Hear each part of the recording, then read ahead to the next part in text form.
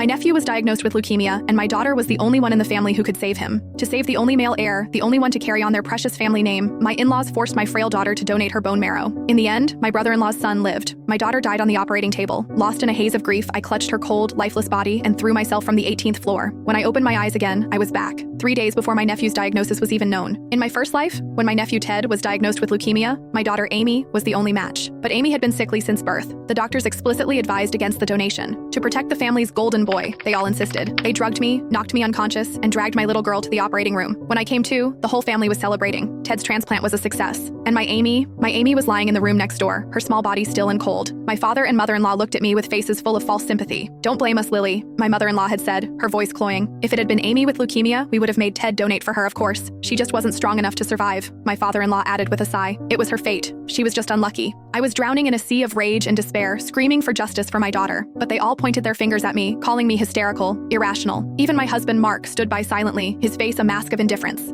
Utterly broken, I carried Amy's body to the highest floor and leaped. I never expected to open my eyes again, but here I am, 3 days before it all began. "Mommy, why are you crying?" A small voice pulled me back to reality. "Was it because I kicked off the blankets last night? Are you mad at me?" I turned, my vision blurred with tears. My daughter Amy, fresh from her nap, was looking up at me with wide, worried eyes. She was only 7, but her gaze held a wisdom that broke my heart. A fresh wave of grief and love washed over me. I pulled her into a fierce embrace, burying my face in her soft hair. "This time, Mommy won't let anyone hurt you. I swear it." I packed a bag, and the first thing I did was drive Amy to my mother's house. Later that afternoon, when I knew Mark would be off work, I called him. "Mark?" I began, my voice thick with feigned anguish. "I took Amy for a checkup today. The doctor said she has leukemia." I let a sob escape my lips. "Last time, you all said you'd make Ted donate if Amy were the sick one, didn't you? Let's see how you react to the news now." After hanging up, I drove home alone. When I walked in, my in-laws were fawning over Ted, the picture of domestic bliss. My arrival shattered the cozy atmosphere. The smiles vanished from their faces, replaced by annoyance. Before I could even step fully inside, my mother-in-law rushed forward. "Mark already told us about Amy," she said, her tone sharp and devoid of any sympathy. "We heard that even if you treat this disease, she'll be on medication for life. So we've discussed it, and we've decided it's better not to treat it. Besides," my father-in-law chimed in, not even looking at me,